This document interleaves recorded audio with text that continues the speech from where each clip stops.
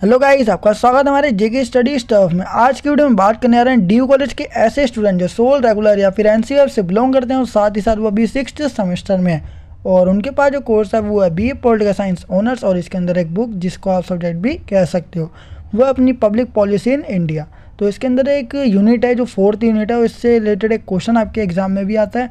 बाकी इससे पहले अगर आपने हमारी वीडियोस नहीं देखी तो ऊपर आपको आई बटन दे रखा है, उस पर क्लिक करके आप वीडियो की प्लेलिस्ट को ओपन करके वीडियो को देख सकते हैं। तो भाई शुरू करते हैं अपनी video. So without wasting time let's begin our video. So guys, unit 4th अपनी भारत में लोक नीति निर्णय निर्माण के विभिन्न मॉडल। तो इसमें हम जो लोक नीति है उसकी परिभाषा जानेंगे, ठीक है, और लोक नीति की जो विभिन्न परिभाषाएं जो अलग अलग विचारकों के द्वारा दी गई है उसके बारे में हम जानेंगे। फिर उसकी विशेषता के बारे में जानेंगे लोक नीति की। देन उसके बाद हम इसके प्रकार और साथ ही साथ जो उनकी कुछ मॉडल है वो जानेंगे, ठीक है। और इसी वीडियो में हम इस यूनिट को कंप्लीट कर देंगे। तो वीडियो को देखना। आप देखते हैं सबसे पहले लोक नीति, ठीक है। इसके बारे में मैं ऑलरेडी आपको कई बार बता चुका हूँ, तो एक बार हम दोबारा और देख लेते हैं क्योंकि अपना कॉन्सेप्ट दे रखा है। लोक नीति एक प्रकार की नीति है जो सरकार के द्वारा बनाई जाती है, ठीक है। लोक नीति जो है वो एक प्रकार की नीति है जो सरकार के द्वारा बनाई जाती है, ठीक है। और इसमें सरकार के साथ साथ संस्थाओं को भी शामिल किया जाता है।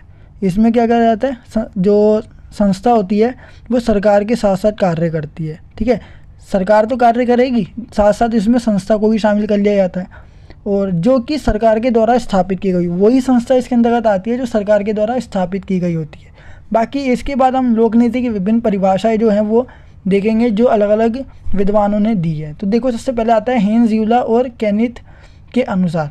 केनिथ और हेन्स यूला इनके अनुसार क्या बोला गया, परिभाषा क्या है वो देखते हैं। इन्होंने लोक नीति को परिभाषित किया है तथा इनके अनुसार लोक नीति को स्थायी निर्माण के रूप में परिभाषित किया जाता है। मतलब ये लोक नीति ये ऐसे मानता है कि सरकार के द्वारा बनाई गई कोई ऐसी नीति, ठीक है, ये सरकार कोई ऐसा कार्य करती हो या कोई ऐसी नीति जो सरकार के द्वारा बनाई गई हो या ना हो, ठीक है, अगर वो लंबे समय तक कार्य कर रही है या फिर मानने लायक है तो वो नीति क्या कहलाई जाएगी, लोक नीति, क्योंकि इससे जनता का भला होगा और वो लंबे समय तक कार्य करे, ठीक है। तो देखो, इनके अनुसार लोक नीति को स्थायी निर्माण के रूप में परिभाषित किया जाता है और ये मानते थे कि लोक नीति जो बनाई जाती है वह लंबे समय तक कार्यरत रहे, ठीक है, लंबे समय तक कार्य करे, ठीक है, ना कि कुछ समय के लिए और उस नीति का कोई प्रभाव ना हो। जैसे कुछ समय तक के लिए वो नीति सही है, बाद में उसके कोई फ़ायदा या फिर कोई हमें प्रभाव देखने को ही नहीं मिल रहा, तो वो लोक नीति नहीं होगी।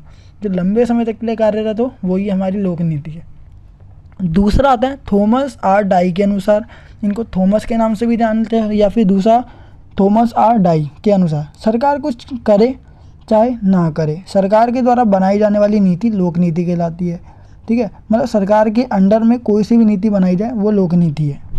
सरकार थॉमस आर डाई के अनुसार यही परिभाषा है। अब लोक नीति की परिभाषा जो विशेषताएं हैं वो देखेंगे परिभाषाओं के बाद।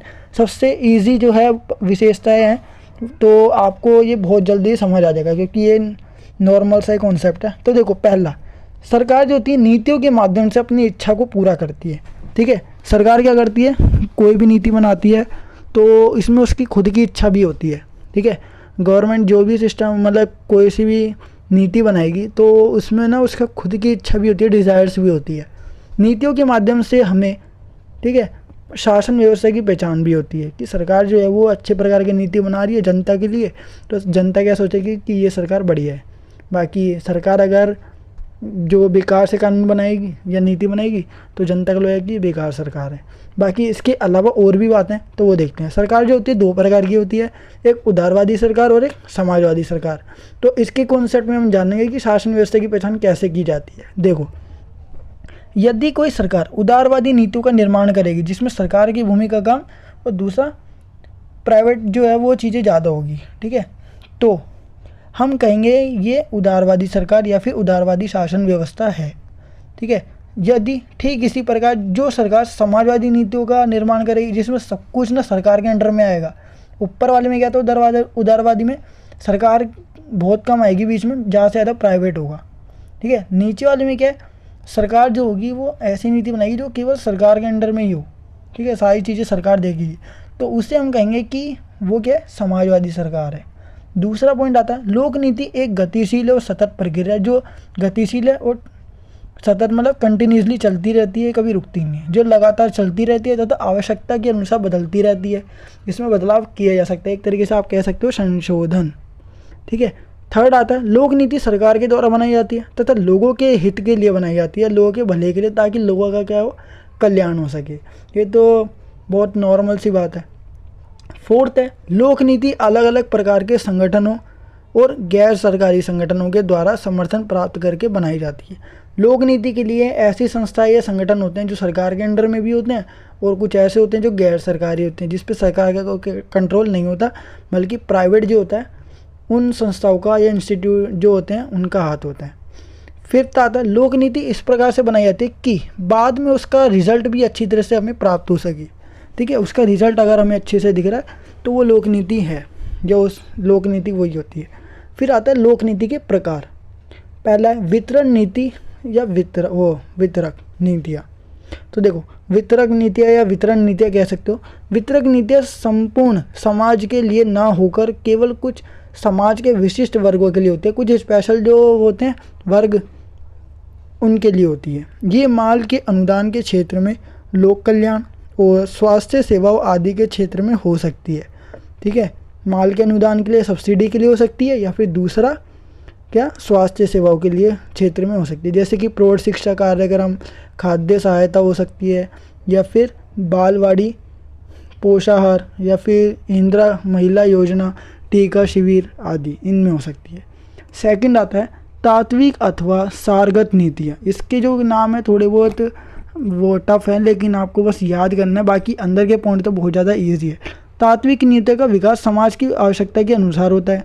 इन नीतियों का सूत्रीकरण या फिर इन नीतियों के बारे में संविधान के रूप को ध्यान में रखते हुए सामाजिक और आर्थिक कठिनाइयों को एवं समाज की नीतियों की नैतिक मांग को ध्यान में रखते होता है।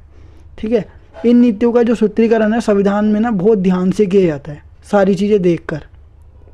ये नीतियाँ किसी वर्ग से संबंधित ना होकर पूरे समाज के हुए विकास से संबंधित होती है, जो समाज का विकास है उससे संबंधित होती है। शिक्षा का प्रबंधन एवं रोजगार के अवसर, आर्थिक स्थिरीकरण और विधि और व्यवस्था बनाए रखना आदि इसी का प्रमाण है, इसी की सब देन है।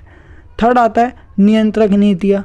तात्विक नीतियों का संबंध व्यापार, व्यवसाय, सुरक्षा उपाय, जन उपयोगी आदि के नियंत्रण से है।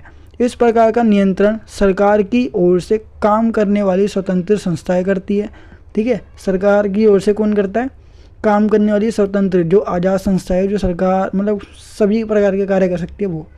ठीक है, जिस पर कोई रोक टोक नहीं होती। भारत में जीवन बीमा निगम, भारतीय रिजर्व बैंक, हिंदुस्तान इस्पात, राज्य विद्युत परिषद या राज्य यातायात निगम, राज्य वित्तीय निगम आदि संस्था नियंत्रक क्रियाओं से जुड़ी हुई है। ठीक है, या इससे जुटी हुई है, तो इसके अंतर्गत आती है। और नीतियाँ, ठीक है, जुटी हुई है। और साथ ही साथ इसमें बताया गया है कि इन सेवाओं से संबंधित जो सरकार होती है, ठीक है, वो जो मतलब कि इसमें बताया गया है। देखो एक मिनट रुको, एक मिनट। हाँ, इसमें बताया गया है कहाँ पर अपना टॉपिक ये रहा। इन सेवाओं से संबंधित सरकार के द्वारा बनाई गई नीतियाँ, ठीक है, वह संस्थाएं हैं जो ये स्वयं प्रदान करती है, नियंत्रक नीतियाँ कहलाती है। ठीक है, जो नीतियाँ वह संस्थाएं हैं जो स्वयं ये सेवाएं प्रदान करती है। फोर्थ आता है जो पुनः वितरक नीतियाँ, दोबारा से बंटवारे की नीतियाँ वो देखते हैं। इसका संबंध नीतियों की पुनः व्यवस्था से है, जो मूल सामाजिक और आर्थिक परिवर्तन लाने से संबंधित होती है। कुछ कल्याण की सेवाएं एवं सार्वजनिक माल का वितरण समाज के विशिष्ट वर्गों से मेल नहीं होता। ऐसी सेवा और माल को पुनः वितरक नीतियों के द्वारा सीमित किया जाता है या उसको कम कर दिया जाता है। फिफ्थ आता है पूंजीकरण नीतियाँ। पूंजीकरण नीतियों में राज्य और स्थानीय सरकारों को यूनियन सरकार के द्वारा, ठीक है, यूनियन जो सरकार होती है उनके द्वारा आर्थिक सहायता प्राप्त की होती है। ठीक है, और यदि आवश्यकता हो तो ये सहायता उन अन्य महत्वपूर्ण क्षेत्रों को भी प्रदान की जा सकती है। अब आता है इसका अपना लोक नीति के मॉडल। ठीक है, बाकी जो ऊपर की हमने बातें पढ़ी वो थोड़ी बहुत टफ थी, लेकिन आपको बस समझना है। ठीक है, थोड़ा बहुत अगर आ जाए तो वो भी मतलब थोड़े थोड़े पॉइंट आपको लिखने हैं, ज़्यादा बड़ा बड़ा नहीं लिखना है। बाकी इसमें देखो लोक नीति के मॉडल, संस्थावादी मॉडल है इसमें, ठीक है, समूह मॉडल है, अभिजात्य मॉडल है, अभिवृद्धिकारी मॉडल है और कूड़ादान मॉडल है। तो इसमें देखो टोटल 5 मॉडल है। उसके बाद ये यूनिट अपनी खत्म हो जाएगी। लोक नीति की बस इतनी सी यूनिट थी। संस्थावादी मॉडल के अंतर्गत देखो क्या बताएगा, लोक नीति का निर्माण करके केवल सरकार के द्वारा किया जाता है, ये बात सबको पता है, और उसमें किसी अन्य संगठन की कोई भूमिका नहीं होती। तो ऐसा संस्थावादी मॉडल है, क्योंकि संस्था के अलावा ठीक है अन्य संस्था की कोई भूमिका नहीं होती, ऐसा बोला जाता है, क्योंकि लोक नीति जो है सरकार की द्वारा ही बनाई जाती है। अब आता है सेकंड, समूह मॉडल। लोक नीति का निर्माण सरकार के द्वारा ही किया जाता है, लेकिन उसमें अन्य संगठन की भूमिका नहीं होती, जैसे कि मीडिया, जनमत और स्वयंसेवी संस्थाएं और दबाव समूह। इसमें दबाव समूह की भी कोई भूमिका नहीं होती, मतलब एक प्रकार से ग्रुप या फिर संस्था, इंस्टीट्यूट वगैरह जो होते हैं उनका लोक नीति में कोई स्थान नहीं होता। थर्ड आता है अभिजात्य मॉडल। लोक कल्याण को ध्यान में रखकर नीति बनाने का दावा किया जाता है। ठीक है, लोगों के कल्याण के लिए बनाई जाती है, तो उसको ध्यान में रखकर नीति बनाने का दावा या फिर उसको बनाया जाता है। लेकिन वास्तविकता में, रियलिटी में नीति का लाभ केवल सरकार के निकटतम लोगों को होता है। ठीक है, अगर रियलिटी में देखें ना तो नीति का लाभ किसको होता है, सरकार के जो करीबी है उन लोगों को होता है बस। फोर्थ आता है अभिवृद्धिकारी मॉडल। इसके अनुसार लोक नीति एक निरंतर चलने वाली प्रक्रिया है जो लगातार चलती रहती है, कभी रुकती नहीं है। ठीक है, सरकार आई, उसने नीति का निर्माण किया, फिर सरकार गई, फिर उस नीति को क्या पता दूसरी सरकार रखे या ना रखे। ठीक है, फिर उसके बाद दोबारा नीति बनेगी, फिर उसको हटा दिया जाएगा, अगर अगली सरकार आएगी। अगर वही सरकार रहेगी तो वो नीति लगभग कार्य करती रहेगी, या फिर वो हो सकता है कि सरकार जो है जिसने बनाई है वो नीति अगर उसके प्रशासन में हटे तो वो हट भी सकती है जब तक वो ना चाहे। ठीक है, तो ये निरंतर चलने वाली प्रक्रिया है, अर्थात ये एक स्थान पर अथवा एक समय पर नहीं बनाई जाती, बल्कि उसमें निरंतर सुधार चलता रहता है। कोई भी सरकार कोई भी नीति बनाती है तो टाइम टू टाइम क्या होता है, उसकी जो ज़रूरत होती है ना वो बदलती रहती है, तो सरकार उसमें सुधार करती रहती है। तो इस प्रकार की जो बदलाव है ना उसी को हम बोलते हैं निरंतर प्रक्रिया, इसमें चलती रहती है, बदलाव चलते रहते हैं।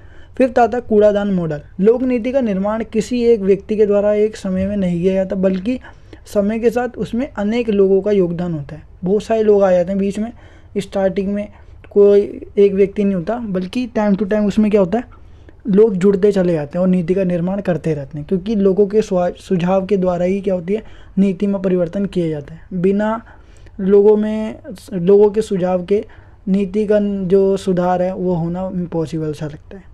ठीक है, तो ये अपनी जो थी यूनिट है, इस यूनिट के जो अपनी सारे के सारे कॉन्सेप्ट है वो कंप्लीट हो जाते हैं।